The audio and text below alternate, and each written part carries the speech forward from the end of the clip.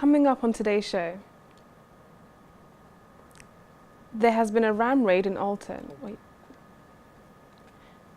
where thieves ripped an ATM from the wall of an branch. South Western Railway will carry out important upgrade work over the Christmas period, which may affect commuters. And police have arrested 2 people in connection with a suspected burglary in Cobham, where goods were found.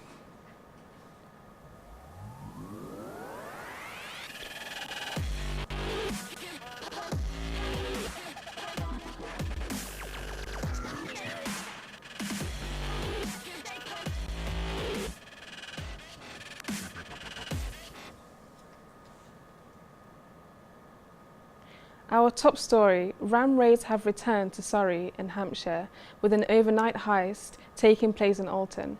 Police believe that since February 2017, there have been 38 attempted ram raid style robberies, with these particular crimes becoming a trend across the 2 counties.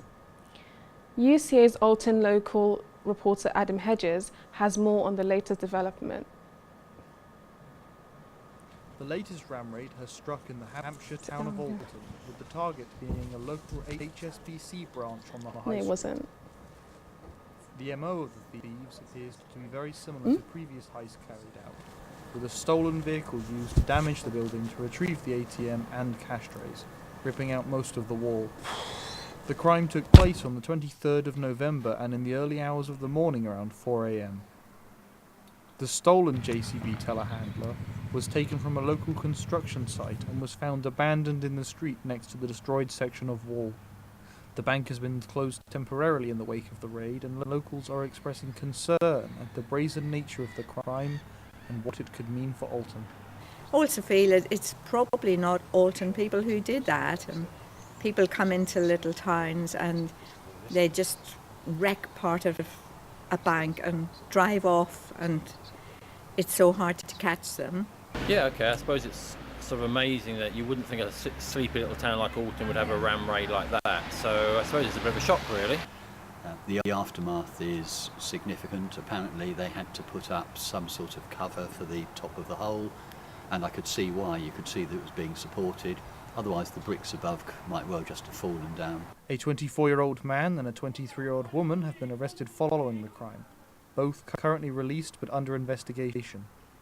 Whether or not the people behind this incident are the same group as those who were involved in previous raids, such as the one that closed Farnham's branch of Halifax, is not yet known. We will continue to update you on this story as it unfolds. I am Adam Hedges, and this has been UCA News. Wine industry leaders Majestic show very real fears of a possible wine shortage, as they are planning on stockpiling an £8 million in booze as insurance. As a result of recent Brexit discussions, the company are bringing in an extra 1 million bottles of booze between now and the end of March 2019.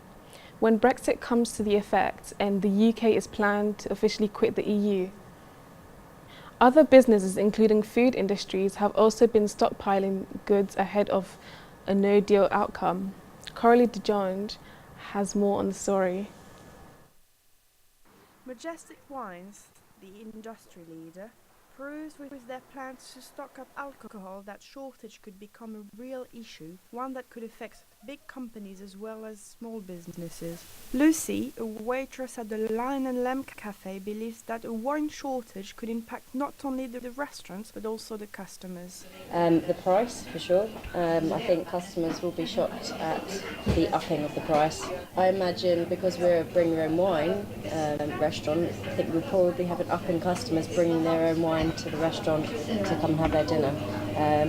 But yeah, the prices will definitely be going up, and I can't imagine people being too happy about that when they get their bill.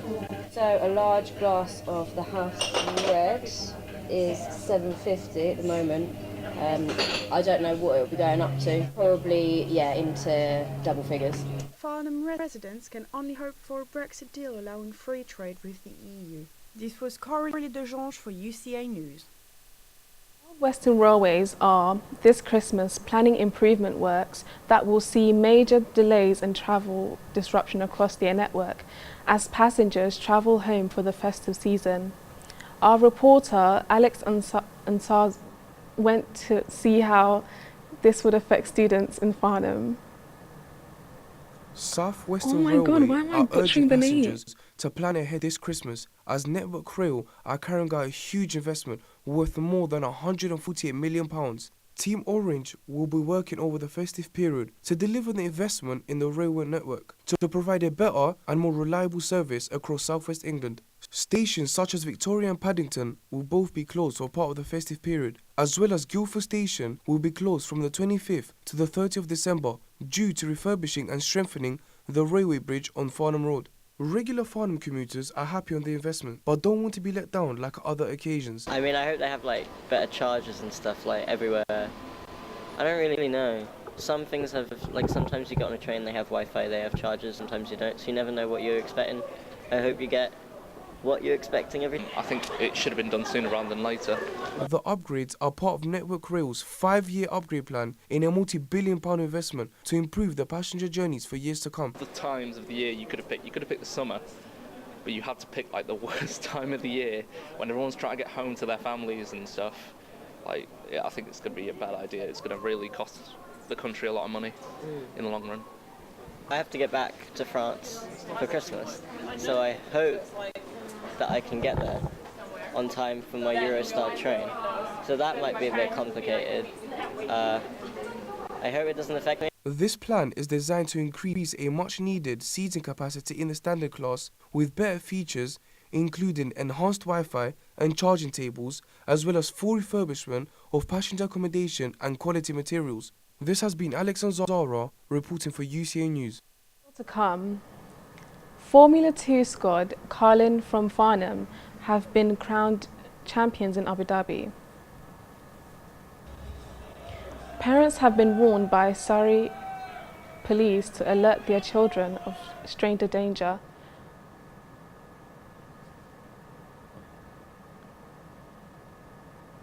After a series of incidents around schools in the Camberley area earlier this week, crime correspondent Rose Cornish has joined us in the studio today to tell us more on the story.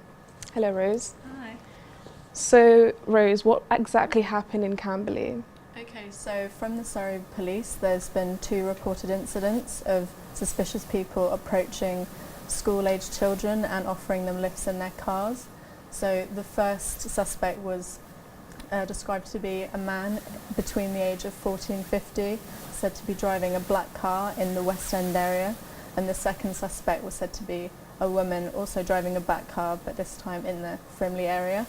And according to the police official Facebook post that was posted on Friday last week, the incident since happened between the same 24 hours, so could potentially be linked, but the authorities aren't sure yet. Okay, so what advice are the police giving to the public?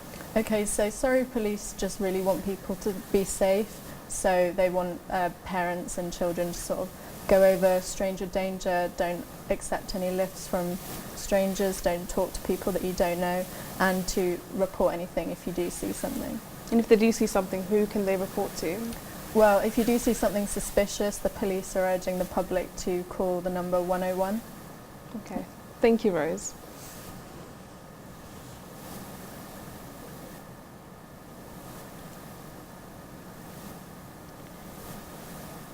Police are looking for people to come forward and claim goods found in a house in Surrey. Officers executed a warrant in an address in Cobham in relation to an unrelated suspected burglary. Suspected burglary.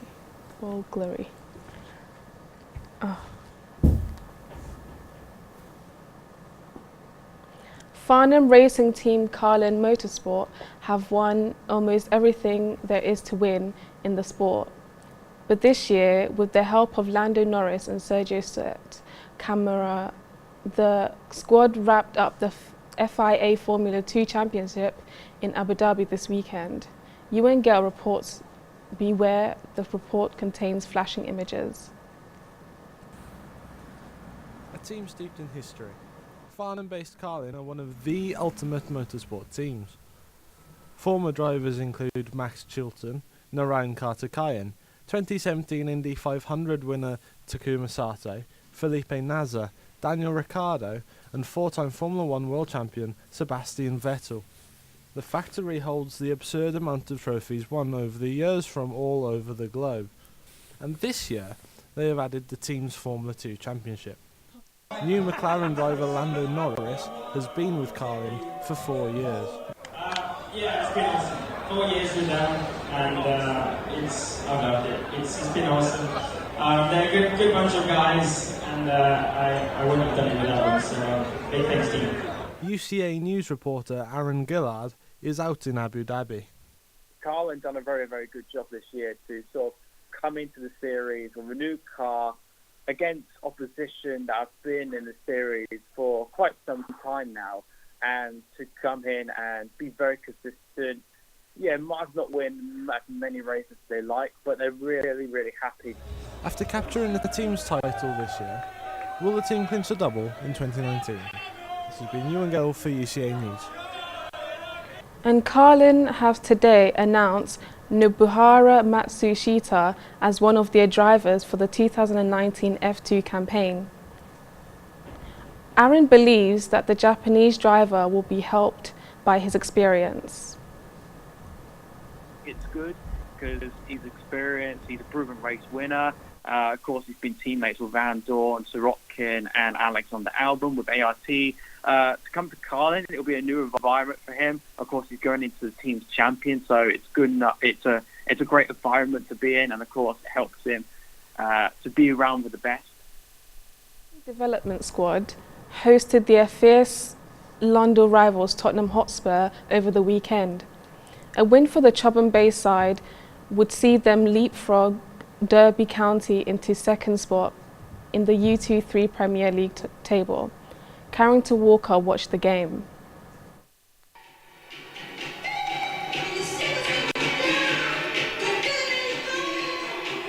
Aldershot Town's Ebb Stadium played host to a fierce London derby between Chelsea and Tottenham Hotspur's under-23s over the weekend, with both sides fielding exciting prospects. Billy Gilmore has led more than any other Chelsea player this season. The former Rangers starlet comes into the game with an impressive 4-goal return in 10 league games, all coming from midfield. Spurs got the game underway, and it was a nervy start with both teams failing to find a clear sight on goal. However, it was the away side who drew first blood. Jack Rolls slotted the ball past Chelsea's Jamie Cummings from an acute angle. Going a goal behind seemed to light a fire from under Chelsea as they began to grow into the game. They even came close to equalising just minutes later, but their effort was cleared off the goal line. Fans expected a physical showing from these two rivals, and they were not disappointed. Referee Alan Dell turned down multiple penalty claims throughout the game from both sides.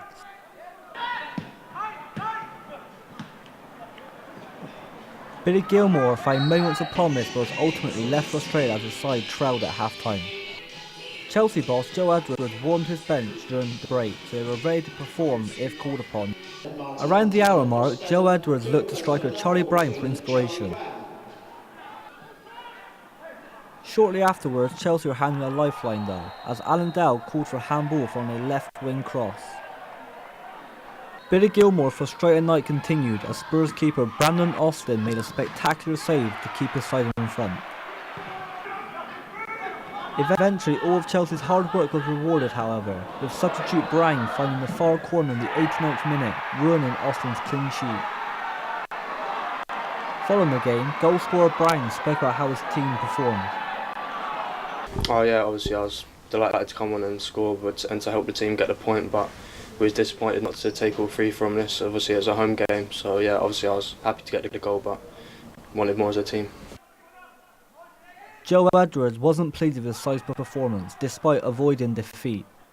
And thought we looked off the pace in the first 15-20 minutes, and then to add to that, when we were then regaining the ball, we looked a bit sloppy. I'm not sure if the international break and a lot of our players being away and racking the games up has played any part in that. With both sides sharing the spoils at the Ebb Stadium, Chelsea see this as an opportunity missed. as Derby County had the chance to move 5 points clear of them into the top spot if they win tonight. This has been Karen Walker reporting for UCA News. That's all for tonight. Join us next week or keep up to date at farnham-journalism.site.